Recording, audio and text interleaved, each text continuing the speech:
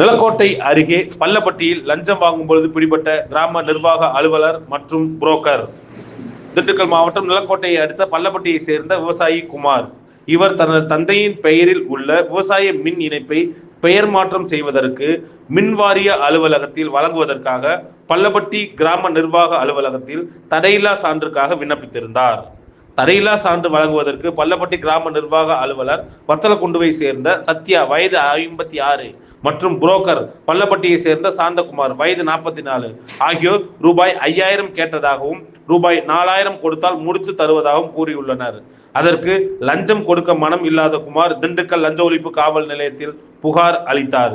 இதனைத் தொடர்ந்து லஞ்ச ஒழிப்பு டிஎஸ்பி நாகராஜ் தலைமையிலான லஞ்ச ஒழிப்பு போலீசார் ரசாயனம் தடவிய ரூபாய் 4000 பணத்தை லஞ்சம் வழங்குவதற்காக கொடுத்து அனுப்பினர். இந்நிலையில் இன்று பள்ளப்பட்டி கிராம நிர்வாக அலுவலகத்தில் லஞ்ச பணம் ரூபாய் 4000 கிராம நிர்வாக அலுவலர் சத்யா மற்றும் புரோக்கர் சாந்தகுமார் ஆகிய இருவரும் வாங்கும் பொழுது அங்கு பதுங்கி இருந்த லஞ்ச ஒழிப்பு போலீசார் 2 பேரையும் கையும் களவுமாக பிடித்து கைது செய்து விசாரணை மேற்கொண்டு வருகின்றனர்.